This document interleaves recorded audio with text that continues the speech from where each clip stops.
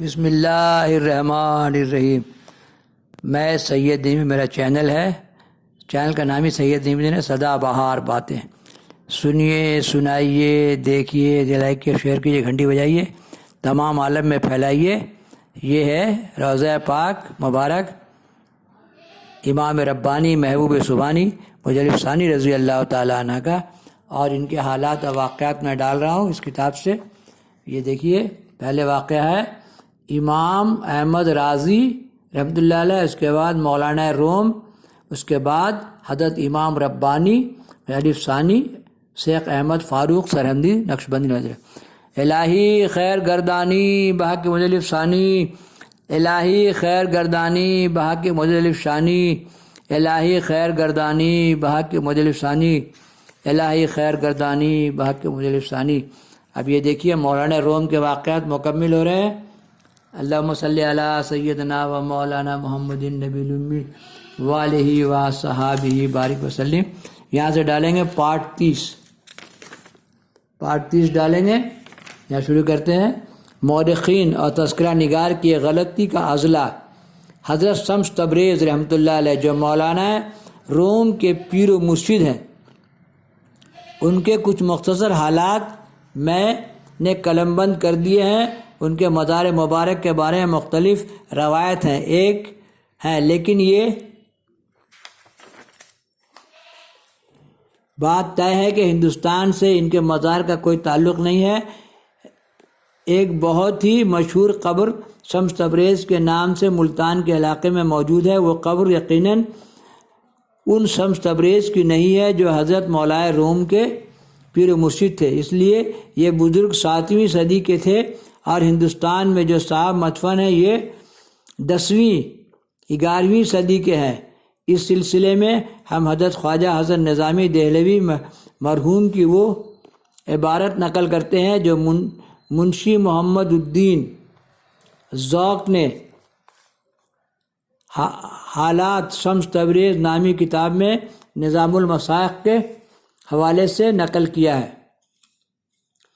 حضرت شمس تبریز حضرت مولانا روم کے پیر و مرشد کے والد کے نسبتی مورخ اور تذکرہ نگار نے یہ بیان کیا ہے کہ وہ فرقہ اسماعیلی سے تعلق رکھتے تھے، اور حضرت شمس تبریز نے مذہب ترک کر دیا تھا، لیکن مجھے اس دعوے کو قبول کرنے میں سخت اعتراض ہے، کیونکہ اسماعیلیہ فرقہ سے تعلق رکھنے والے بسم اللہ الرحمن الرحیم اسماعیلیہ فرقہ سے تعلق رکھنے والے حضرت شمس تبریز حضرت مولانا روم کے پیر و مرشد کے والد کے نسبت مورخین اور تذکرہ نگاروں نے یہ بیان کیا ہے کہ وہ فرقہ اسماعیلیہ سے تعلق رکھنے والے رکھتے تھے، اور حضرت شمس تبریز نے یہ مذہب ترک کر دیا تھا، لیکن مجھے اس دعوے کو قبول کرنے میں سخت اعتراض ہے، کیونکہ اسماعیلیہ فرقہ سے تعلق رکھنے والے شمس تبریز دوسرے گزرے ہیں جن کا مزار ملتان میں ہے۔ عوام ملتانی شمس تبریز کو ہی غلطی سے حضرت مولانا روم کا پیر و مرشد سمجھتے ہیں، جو سراسر غلط ہے۔ یورپین مورخین کو غالباً اس روایت کی وجہ سے غلط فہمی ہوئی ہے۔ اللہم صلی علی سیدنا و مولانا محمد النبی الامی وآلہ وصحبہ بارک وسلم۔ ملتانی شمس تبریز کو 300 برس کا عرصہ گزرا ہے۔ یہ اسماعیلیہ فرقے سے داعی بن کر ہندوستان میں آئے تھے، اور ان کے ہمراہ 2 شخص اور تھے، ایک کا نام پیر صدر الدین اور دوسرے کا نام پیر امام الدین تھا۔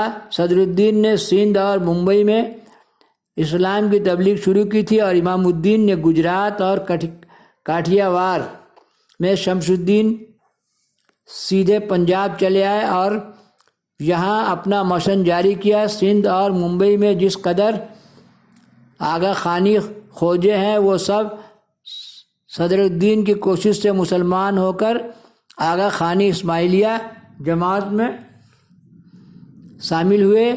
امام الدین نے اول بحیثیت اسماعیلیہ داعی کے کام کیا، مگر چند روز کے بعد خود مختار ہو کر علیحدہ طریقہ امام شاہی جاری کر دیا۔ امام شاہی طریقے کے اصول بھی قریب قریب اسماعیلیہ تھے، لیکن وہ خود اپنے بارے میں نائب امام اور مظہر ذات مولا علی بیان کرتے تھے۔ امام الدین کا مزار مقام پیرانہ میں ہے، جو احمد آباد گجرات کے قریب ایک قصبہ میں ہے۔ آج امام شاہی جماعت میں کم از کم 15-20 لاکھ لوگ ہوں گے، جن میں کچھ تو ظاہری طور پر مسلمان ہو گئے ہیں، جن کا لقب مومن ہے، اور باقی خفتی مانے چھپے یعنی پوشیدہ ہیں، اور ان کو اپنا عقیدہ ظاہر کرنے کا حکم نہیں ہے۔ یہاں تک کہ اگر ایک گھر میں 4 ہندو رہتے ہیں اور ان میں 3 امام شاہی ہیں تو چوتھے کو خبر نہ ہوگی۔ دیکھیے، اسی لیے کہا گیا ہے کہ اپنا مذہب چھپا کے رکھنے میں کوئی حرجہ نہیں ہے نا۔ اور آپ صلی اللہ علیہ وسلم نے کہا ہے کہ میری امت میں 72 فرقے ہوں گے، 73 کا کوئی ذکر نہیں ہے بات، تو 73واں جنتی کون ہے؟ جو فسادی نہیں ہے۔ فسادی کا ٹھکانہ جہنم میں قرآن کسی بزرگ کا قول نہیں ہے۔ ہر فرقے میں جنتی ہے جو آپ سے محبت کرنے والا ہے۔ آپ سے محبت کے بارے میں کئی داستان، کئی واقعات دیگر فرقوں سے ہی میں نے بتایا ہے۔ اسی لیے اصل دین کیا ہے؟ آپ صلی اللہ علیہ وسلم سے محبت۔ دیکھیے، 4 ہندو 4 گھر میں ہیں، ہے نا، کوئی نہیں جانتا ہے کہ اس میں سے کون مسلمان ہے۔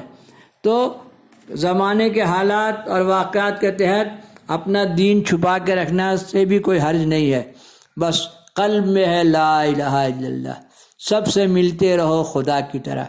آدم کا سب بیٹا بیٹی سے محبت کرنا ہے اور اپنا قلب میں رکھنا اللہ اللہ، یا شیخ اپنی اپنی دیکھ، سب کا مالک ایک ہی ہے، اللہ تعالیٰ ہے، وہی جس کا، کیونکہ ہست فساد ہے آپ سب کے دین میں فساد کرنا۔ آپ سب سے پوچھیں گے کہ تم نے میرے دین کے ساتھ کیا سلوک کیا؟ قبر میں من ربکم من دینکم، عالم لوگ سے تھوڑی پوچھا جائے گا، عالموں سے پوچھا جائے گا۔ آپ سب سے پوچھیں گے کہ تم نے میرے دین کے ساتھ کیا سلوک کیا، تب پتہ لگے گا، وہیں جواب دینا ہوگا۔ اللہ جب ملاقات ہوگی آپ صلی اللہ علیہ وسلم سے، اس ٹائم جواب دینے کے لیے تیار رہو۔ اللہم صلی علی سیدنا و مولانا محمد النبی الامی علیہ وصحبہ۔ ہر 72 فرقہ میں 73واں جنتی ہے جو فسادی نہیں ہے۔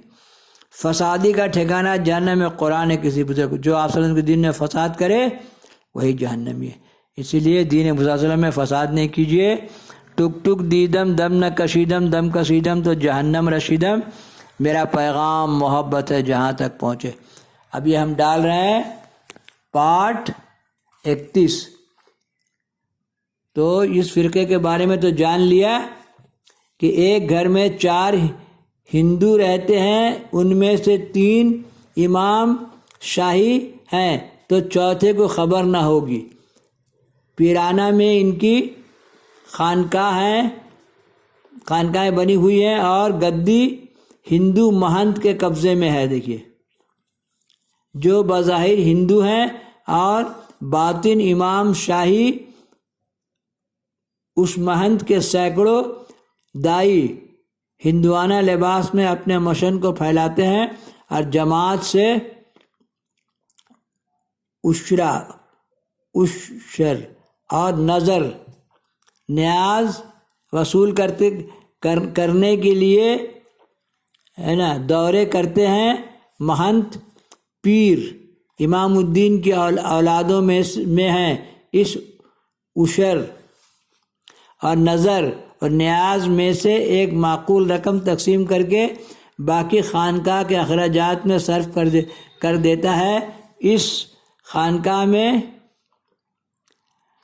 جنیو کی درگاہ بنی ہوئی ہے۔ جنیو کی درگاہ بنی ہوئی، یعنی بظاہر یا پوشیدہ طریقے سے مسلمان ہونا چاہتے ہیں، وہ اپنا جنیو اس درگاہ میں چڑھا کر مسلمان ہو جاتے ہیں۔ دیکھیے ہے نا، کیسا دنیا میں کیسی باتیں ہیں، اور پھر ان کو مومن کا لقب مل جاتا ہے۔ کیسے بھی اسلام کو پھیلانا ہے، خدا واحد کی پرستش، کیسے بھی اللہ کو پہچانوانا ہے نا. ڈیفیٹ دا ڈیول، شیطان کو ہرانا ہے. کیسے بھی اسلام کو، پھر دیکھیے کتنا اچھا طریقے سے لوگوں کو اسلام میں لوگ لے آ رہے ہیں. اب ان سے نفرت کرنے کا کیا وجہ ہے نا. کئی جنیو گاڑ دے رہا آدمی اسلام میں آ جا رہا ہے، کون سا برا بات ہے نا. اسلام میں تو آ جا رہا ہے. اسی لیے کیسے بھی خدا واحد اللہ اللہ، اللہ تعالیٰ فرماتا ہے کچھ بھی کر مجھے یاد کر میں تجھے بچا لوں گا. تو خدا واحد کی پرستش پھیلانا ہے نا. تو دیکھیے کتنا اچھا طریقہ ان لوگوں کا ہے کہ جنیو گاڑ دیتے ہیں اور اسلام میں آ جاتے ہیں، ہے نا. پوشیدہ طریقے سے مسلمان ہو جانا چاہتے ہیں، وہ اپنا جنیو اس درگاہ میں چڑھا کر مسلمان ہو جاتے ہیں اور پھر ان کو مومن کا لقب مل جاتا ہے. شمس الدین تبریزی رحمۃ اللہ نے، جن کا مزار ملتان میں ہے، پنجاب کے کہاروں اور سناروں میں اپنا طریقہ رائج کیا، لوگوں کو شمشی ہندو کا لقب دیا. شمشی ہندو، دیکھیے شمشی ہندو کا لقب دیا. ہندو کا مطلب ہندوستان میں رہنے والا. ہندو کا مطلب کیا ہے؟ ہندوستان میں رہنے والا. ہندو کا مطلب تھوڑا ہے کہ وہ بت پوچھتا ہے تو ہندوستان کا رہنے والا. شمشی ہندو مطلب شمشی ہندوستان کا رہنے والا شمشی. اسی لیے اس سب بات سے بدگمان نہیں ہونا چاہیے. ہندوستان کا رہنے والا کو ہندو کہا جا سکتا ہے. شمشی ہندو براہ راست آغا خان کے متقدوں بنائے گئے ہیں، متقد بنائے گئے ہیں. رسالہ اور سالانہ نظر و نیاز اب تک آغا خان ہی کو دیتے ہیں. ان کی تعداد 30 سے 35 لاکھ کے قریب پنجاب میں ہے. ملتانی شمس تبریزی نے کن طریقے سے پنجاب میں اپنا عقیدہ پھیلایا اور کیسے کیسے عجیب و غریب واقعات عوام کی زبان پر ان کی بنسبت مشہور ہیں، اس کو قلم بند کرنے کے لیے ایک دفتر چاہیے. یہاں پر صرف یہ بتانا مقصود ہے کہ حضرت شمس تبریز رحمۃ اللہ علیہ، جو حضرت مولانا روم کے پیر و مرشد ہیں، اسماعیلی فرقہ سے کوئی تعلق ان کا نہیں ہے نا. اسماعیلی شمس تبریزی جو ملتان میں ہے، وہ حضرت مولانا روم کے پیر و مرشد شمس تبریز سے سینکڑوں سال بعد ہوئے ہیں. اللہم صلی علی سیدنا و مولانا محمد النبی الامی وعلیہ وصحبہ بارک وسلم. سب کا ادب و احترام کرنا چاہیے. جو اپنے آپ کو مسلمان کہے وہ آپ کا امتی ہے. جب پڑھے گا لا الہ الا اللہ محمد رسول اللہ تبھی نا آپ کا امتی ہوگا. جب جو نہیں آپ کا نام نہیں لیتا لا الہ الا رسول اللہ تو آپ کا امتی کیسے ہوگا؟ حضرت مولانا روم طالب حق، عشق صادق تھے، عاشق صادق، اور اپنے وجود اور ما سوا کی نفی کر دیتا ہے. علامہ علماء ظاہر لا الہ الا اللہ کے معنی میں ہے کہ کوئی معبود نہیں سوائے اللہ کے، اور عاشق صادق کہتا ہے کہ کوئی موجود نہیں سوائے اللہ کے. دونوں میں زمین آسمان کا فرق ہے. اس پر ایک عاشق صادق نے کہا دل صاف و آئینہ روح نظر آیا جب تیرے سوا کچھ نہ رہا تو نظر آیا. دیکھیے دل میں اللہ کے سوا کچھ نہیں ہو تو اللہ نظر آتا ہے. حضرت شمس تبریز نے ایسا سور پھونکا کہ حضرت مولانا روم نے اپنی ذات کی نفی کر دیا اور تمام ما سوائے بے نیاز ہو کر صرف مولا کے ہو گئے، صرف اللہ کے ہو گئے. آپ نے بے انتہا ریاضت مجاہدہ کیا. 10-20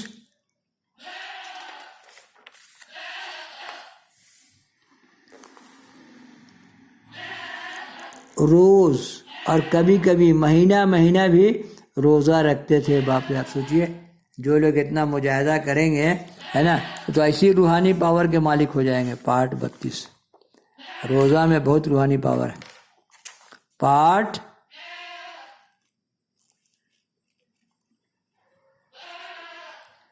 الہی خیر گردانی باغ کے مجید الف ثانی الہی خیر گردانی باغ کے مجید الف ثانی اللہم صلی علی سیدنا و مولانا محمد النبی الامی وآلہ و صحابہ بارک وسلم صلاۃ و سلام علیک یا رسول اللہ صلی اللہ علیہ وسلم.